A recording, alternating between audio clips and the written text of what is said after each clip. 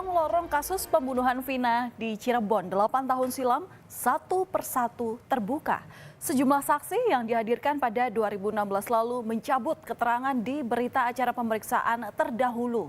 Langkah ini kemudian memancing tanda tanya soal awal pemeriksaan kasus kematian Vina dan kekasihnya Muhammad Rizky atau Eki.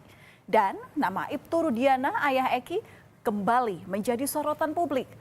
Apalagi Rudiana ikut menangkap 8 orang terpidana yang disebut sebagai pelaku pembunuhan Vina dan Eki. Saya mohon kepada seluruh warga negara Indonesia agar jangan membuat kami lebih sakit. Eki adalah anak kandung kami yang mana menjadi korban daripada kelompok-kelompok yang kejam. Saya tidak diam, saya terus berupaya dan bekerja sama dengan Reskrim.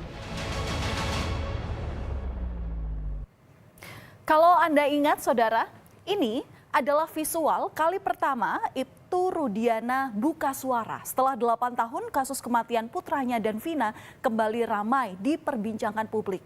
Dengan terisak, Rudiana menegaskan bahwa dirinya selama ini tidak tinggal diam. Rudiana berharap para pelaku yang tersisa dapat tertangkap. Namun, sejak pernyataan ini muncul ke publik, tepatnya pada Mei waktu lalu, ayah Eki justru irit bicara soal kasus Vina dan Eki. Pihak keluarga dari Vina bahkan hingga kini sulit menghubungi keluarga Eki. Kakak Vina yang bernama Marliana sudah berusaha menghubungi keluarga Eki beberapa waktu lalu sebelum film soal Vina ini hendak diangkat. Tetapi juga tak kunjung mendapatkan jawaban. Marliana mengungkapkan bahwa komunikasi dengan keluarga Eki sempat terjalin sejak awal hingga proses persidangan di tahun 2016 lalu. Namun dengan berakhirnya persidangan, putus pula komunikasi dari keluarga Vina dan juga keluarga Eki. Marliana pun merasa sendiri dalam perjuangannya untuk menuntut keadilan bagi Vina. Belum ada. Apa itu? Maksudnya harusnya seperti apa? Harusnya ada komunikasi kan? Ya saya menginginkannya sih seperti itu ya. Menginginkan komunikasi kepada beliau gitu. Cuman untuk sampai sekarang kami keluarga belum ada komunikasi. Terakhir komunikasi kapan, Mbak? Terakhir selesai persidangan itu. Tahun 2017 itu. Ya. Sampai sekarang belum Sampai ada. sekarang belum. Sudah mencoba menghubungi atau gimana? Waktu proses awal sudah ya, cuman kan nggak diangkat gitu. Terus sampai sekarang nggak ini lagi kan, nggak mencoba menghubungi. WhatsApp atau apa juga sama? Nggak ada sama sekali ya ada. komunikasi. Ibtu Rudiana atau ayah Eki memegang peranan penting dalam pengusutan kasus Vina. Hal itu terlihat dalam salinan berita acara pemeriksaan yang diduga menjadi milik dari saksi Rudiana. Dalam BAP itu, Rudiana menerangkan bahwa dirinya ini bersama dengan rekan-rekannya mengamankan 8 orang yang disebutnya sebagai pelaku pembunuhan di depan SMP Negeri 11 Kota Cirebon. Rudiana lalu membawa mereka ke Polres Cirebon Kota untuk diinterogasi. Padahal jika kita lihat di tahun 2016, Ibtu Rudiana bukan bagian dari Satuan Reskrim, melainkan menjabat sebagai Kasat Narkoba Polres Cirebon. Dan usai kasus Vina ini bergulir, saudara, Rudiana kemudian dipromosikan menjadi Kapolsek Kesambi Cirebon pada tahun 2022. Lalu sekarang jabatannya yakni sebagai Kapolsek Kapetakan.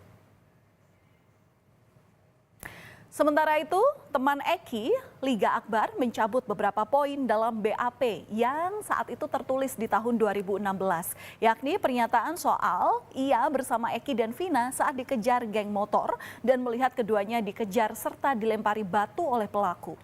Akbar di sini menjelaskan kejadian pada malam 27 Agustus 2016 itu memperlihatkan bahwa dirinya hanya bertemu dengan Eki dan Vina di SMA 4. Liga juga berpisah dengan Vina dan Eki. Liga waktu itu mengaku tidak melihat keduanya dikejar oleh geng motor. Dan Liga pun sudah menjelaskan ke penyidik bahwa dirinya tidak mengetahui kejadian kematian Eki dan Vina. Namun saat itu Liga terpaksa menandatangani BAP karena merasa tertekan saat proses pemeriksaan berlangsung. Liga Akbar juga menceritakan dirinya pernah berbincang dengan Rudiana beberapa hari pasca kematian Vina dan Eki. Dalam percakapan itu, Rudiana bertanya sejumlah hal soal Eki, termasuk apakah Eki memiliki masalah dengan orang lain. Liga menyampaikan bahwa saat itu Eki bilang memiliki masalah dengan Rivaldi alias Ucil, namun tidak merinci apa yang menjadi masalah itu. Setelah foto tersangka tersebar di 2 hari atau lebih dari seminggu lah, Bapak almarhum Eki minta ngobrol personal 4 mata, hanya ngobrol biasa dengan cara telepon dan bertemu di mobil. Setelah itu hanya ingin menguatkan, bilangnya soal pakaian almarhum yang dipakai saja itu awalnya. Apalagi yang diobrolkan pada saat itu? Menanyakan sebelumnya ada masalah tidak. Masalah sama siapa maksudnya? Masalah dengan orang lain. Masalah dengan orang lain? Iya. Terus kamu jawab? Jawab almarhum Eki pernah curhat. Katanya pernah punya masalah sama Rivaldi. Rivaldi yang mana? Rivaldi Ucil. Dengan terpaksa Pak, saya tanda tangan. Tanda tangan BAP. Awalnya saya menolak dulu. Berulang kali menolak. Terus penyidik bilang apa waktu? Emang gak kasihan sama almarhum Eki sama Vina katanya. Saya bilang, emang saya nggak di situ Pak, saya mau harus kayak gimana? Sementara itu, Saudara, Farhad Abbas yang merupakan kuasa hukum dari Saka Tatal melaporkan Ibtu Rudiana ke Mapolres Cirebon pada hari Senin lalu lantaran diduga merekayasa penanganan kasus Vina berdasarkan bukti keterangan BAP yang dibuatnya di tahun 2016. Farhad juga melaporkan Rudiana ke Bareskrim Polri dan Propam Polri. Dari data yang dikumpulkan, Farhad melihat adanya pemaksaan dan kekerasan saat pengambilan keterangan untuk berita acara. Saka Tatal berulang kali menegaskan bahwa dirinya tidak terlibat dalam kasus kematian Vina dan Eki.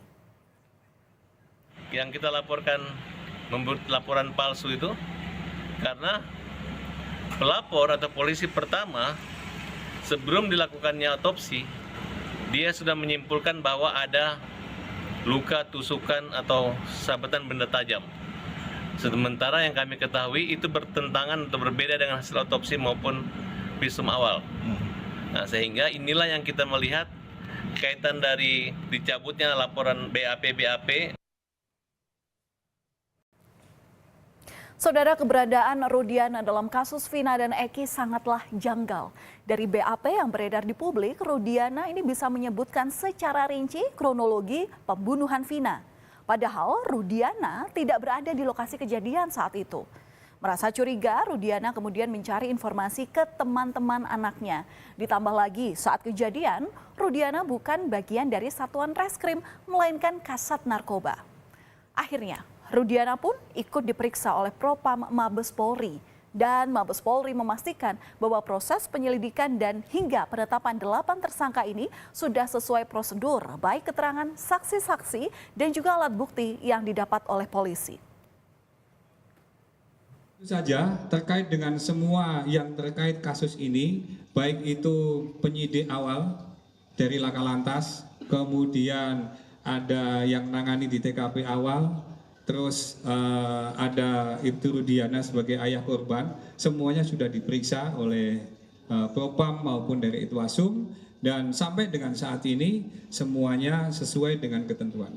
Oleh karena itu, rumor yang berkembang di luar atau mungkin pendapat atau persepsi boleh, tetapi yang jelas bahwa sekali lagi penyidik melaksanakan pemeriksaan berdasarkan alat bukti yang didapatkan, baik itu keterangan saksi ataupun alat bukti yang lainnya. Di sisi lain, Saudara, para terpidana ini bersikukuh bahwa mereka bukan bagian dari pelaku pembunuhan Vina dan Eki. Keempat terpidana pun akhirnya bertemu dengan tim pengacara dari Peradi. 4 terpidana kasus pembunuhan Vina dan Eki memberikan kuasa terhadap tim pengacara Peradi untuk mengajukan PK atau peninjauan kembali atas vonis yang mereka terima saat persidangan terdahulu. LP Kebonwaru dan mereka secara sukarela telah memberikan kuasa kepada DPN Peradi untuk mengurus masalahnya mengajukan peninjauan kembali. Rivaldi, saya dengan sukarela memberikan kuasa saya kepada PN Pradi untuk mengajukan PK dan bantuan hukum. Sementara dari keluarga Vina, Hotman Paris Hutapea selaku kuasa hukum mendesak Presiden Joko Widodo untuk mengusut tuntas kasus pembunuhan Vina ini. Menurut Hotman, semua pihak yang diduga terlibat kasus ini harus diperiksa untuk membantu menguak dalang dari pembunuhan Vina. Kasus Vina hanya terbongkar, misteri siapa dalang sebenarnya hanya terbongkar apabila Jokowi membentuk tim pencari fakta yang independen dari kalangan universitas. Kenapa saya mengatakan itu? Perkembangan terakhir, Pak Rudiana, ayah dari Eki, telah diperiksa oleh Propam. Propam menyatakan tidak ada pelanggaran etik. 2. Penyidik Polda Jabar mengatakan kasus Peggy akan segera dilimpahkan ke kejaksaan dan nanti akan divonis oleh pengadilan. Artinya kasus ini akan berakhir begitu saja nanti dengan vonis terhadap Peggy. Apakah Peggy dinyatakan bersalah atau tidak, tetap tidak akan membongkar misteri siapa sebenarnya dalang pembunuhan terhadap Vina ini. Sebagai ayah korban, Ibtu Rudiana terlibat sangat dalam di pusaran kasus kematian Vina dan Eki. Apakah hanya Rudiana yang bertanggung jawab dalam proses pengungkapan kasus kematian Vina yang penuh kejanggalan ini?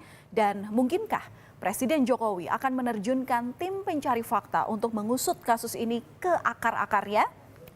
Kita tunggu saja perkembangannya.